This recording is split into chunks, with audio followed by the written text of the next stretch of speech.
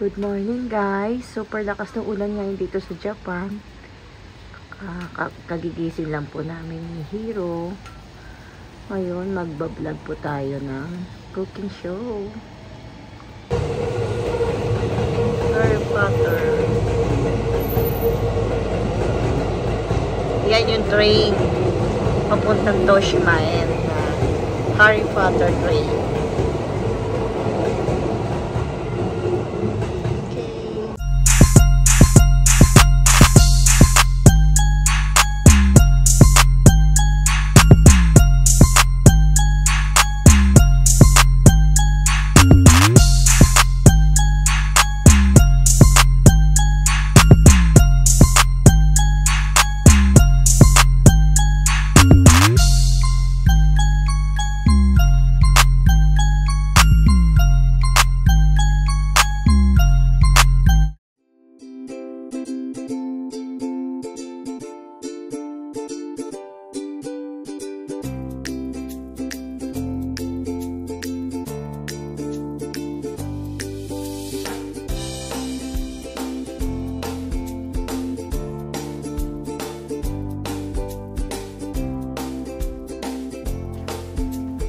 Hi guys! Welcome back to our channel.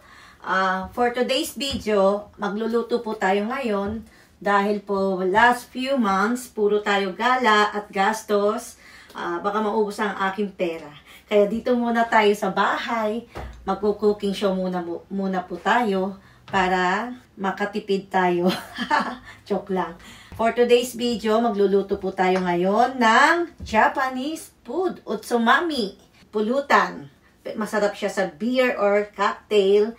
And so guys, ito po mga kailangan natin ingredients sa ating pagluluto ngayon. We have shisamo, shiso, spring roll paper, mayonnaise, and chili paper, and warm water.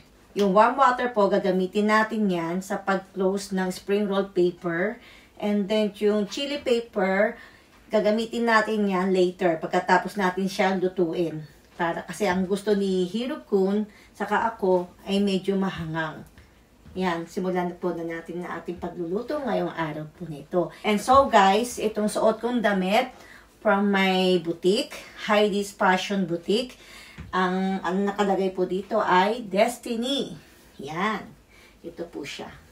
Makikita ninyo po siya sa aking IG account and Facebook account. And sa TikTok. Ayan po guys. Yan po yung forma ko ngayon. Lakad tayo konti. Ayan guys. Para makita nyo yung outfit ko ngayon. Ayan. Tara, simulan na natin. Bukod-bukurin natin ang spring roll paper para mamaya salpak na tayong salpak ng isda. Diba? Okay. Use gloves para sa pagluluto para hindi siya madumihan. And so guys, ito palang suot kong damit. May dalawang available siyang color. Isang lime color and para siyang brown, gray na kulay. Yun, ang available color niya sa sweatshirts. And we have t-shirts and we have a cup and parang diary book. Please check my IG account. Andun po siya lahat. Nakalagay doon. And sometimes, pinopost ko po sa TikTok and my Facebook. Heidi Destiny po ang account ko sa Facebook and also TikTok. Sa IG account din po, Heidi Destiny or Heidi Fashion Boutique. And so guys, yung aking mga relatives nakauwi na po sa Pilipinas. Wala na po sila dito sa Japan. Babalik po sila after a month or next year. And then, ang naiwan po dito is si Hiro-kun. Again. And so, guys, simulan na natin mag-wrap ng mga shisamo with shiso. Ayan. Ito yung spring roll paper. Lagyan natin ng isang shiso. And 1 shisamo. Sarap to guys, pag inihaw. Yan. Then, lalagyan natin siya ng mayonnaise. Yan. A little bit lang para hindi siya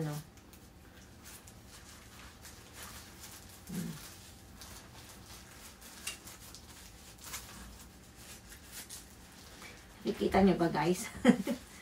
Ayan. Mukhang masarap to.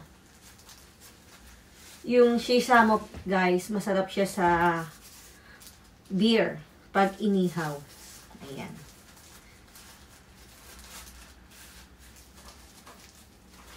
Madali lang siya lutuin. After 10 minutes, luto na to. Ganun kadali. Preparing and luto. Siguro wala pang 15 minutes tapos tayo. Yan. And more.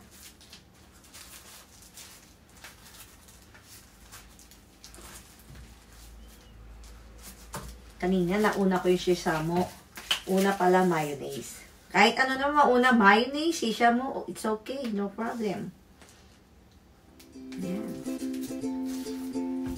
Okay. Sesamo. Warap lang tayo dito. Ayan. Okay. Warap again.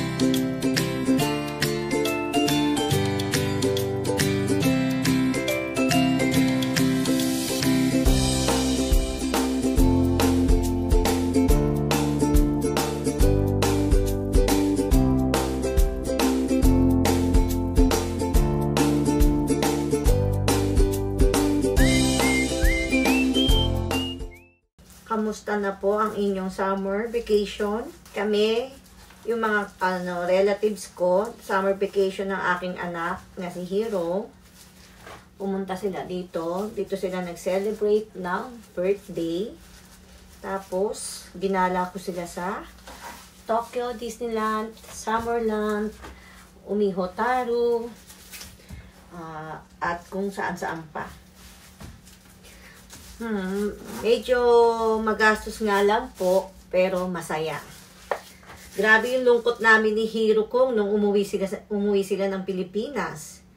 Isang linggo kaming malungkot at umiiyak-iyak dahil namimiss namin sila. Shout out kay Ray Vincent and kay Nami-chan. Kay Resi. Kay Resi. Shout out kay Resi at kay Ray Vincent. At sa aking father na si Wilfredo. And ang aking pinakamagandang baby. I miss you, Hitomi. Kamukha ko yan. Pero sabi niya, kamukha niya raw papa niya. Pero ang pinaka-look alike ko, si Hiro Kong. Kamukha ko ang aking baby boy. Ayaw niya, gusto niya tawagin Hiro lang daw. Wag ko daw siya tatawagin baby. Kasi malaki na daw siya.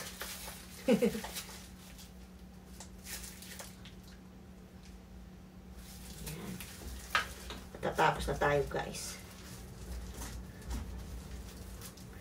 Sakto yung pambalot natin, 10 pieces. Pero may sobra tayong isang sesamo. Kaya gagawin ko, dodobling ko na lang siya doon. Para walang sayang. Yan. Oh my God! Matatapos na tayo.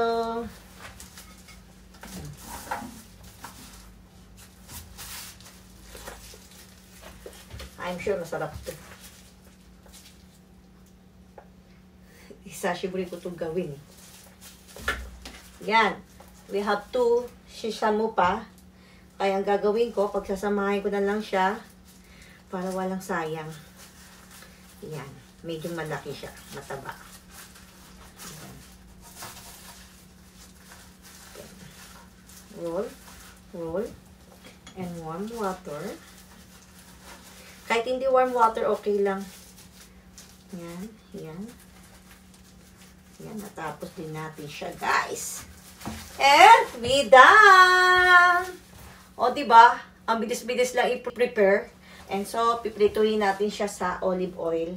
Kasi guys, ako, bawal ako ng hindi olive oil ang gagamitin. Hindi po ako maarte kasi naoperahan na po ako ng 2 beses sa aking gallbladder. Kaya bawal ako ng mga may sobra sa taba, sa asin. Ito po. Ayan. Luluto na tayo, guys.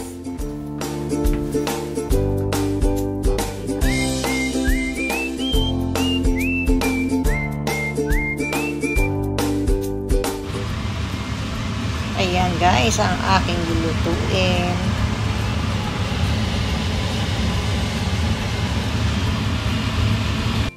And so guys, magpiprito na tayo ng ating shishamu with shimo na lumpia. Tayo maglalagay na tayo ng ating olive oil sa ating kawali at paiinitin muna natin ang ating kawali bago tayo maglagay ng olive oil. Okay.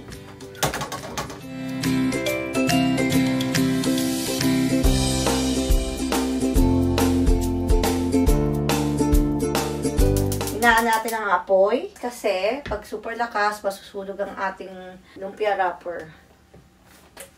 And maglalagay tayo ng olive oil. Ito ang aking gamit ng olive oil. Extra virgin olive oil.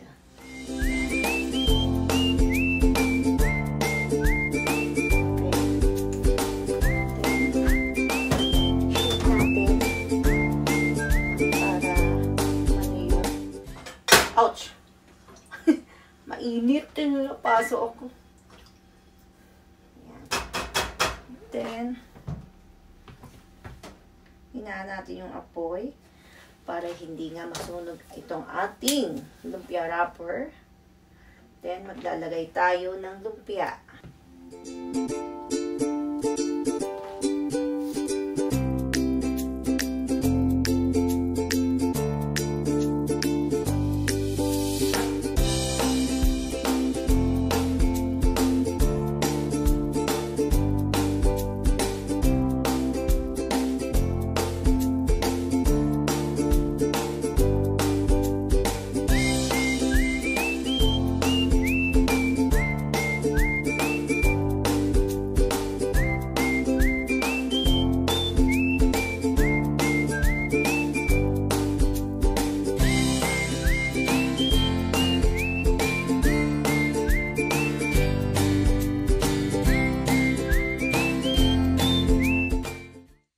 Guys, maluluto na po siya. Try natin itong 3 piraso muna kung masarap.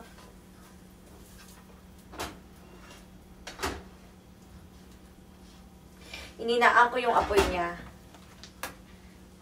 kasi para hindi masunog ang wrapper. Kasi minsan pag malakas yung apoy, luto yung wrapper pero yung loob hilaw. Isda ito yung nasa loob. Sa Pilipinas, 'di ba, yung lumpia siya pero isda ang laman niya. Inihimay-himay natin, yung galunggong ba yun? No, masarap 'yun. Namimiss ko na umuwi ng Pilipinas. Balak namin umuwi ng Pilipinas sa December 30, 31 or 30, New Year. Maghahanap tayo ng murang ticket. Napakamahal ng ticket, guys, pag December.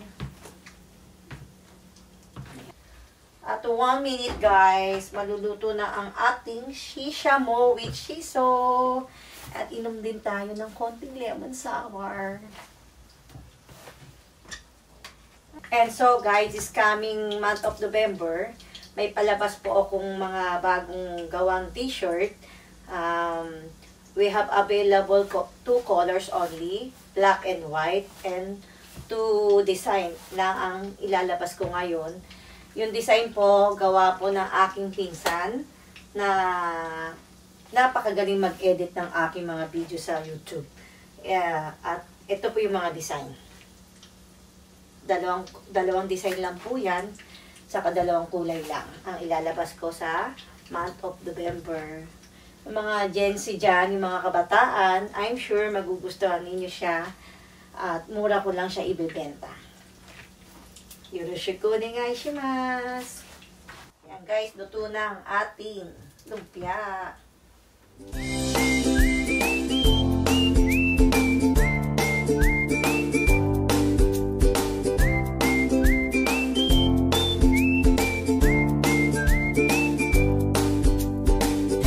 And so guys, titikman na natin siya. Hiwain muna natin.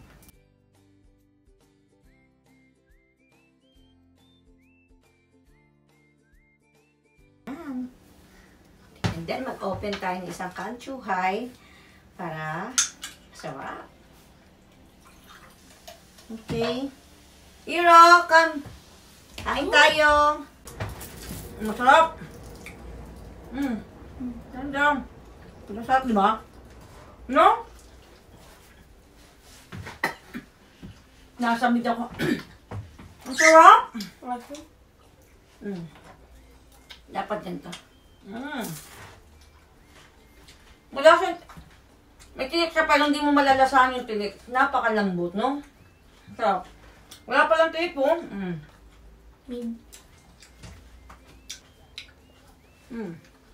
Sarap.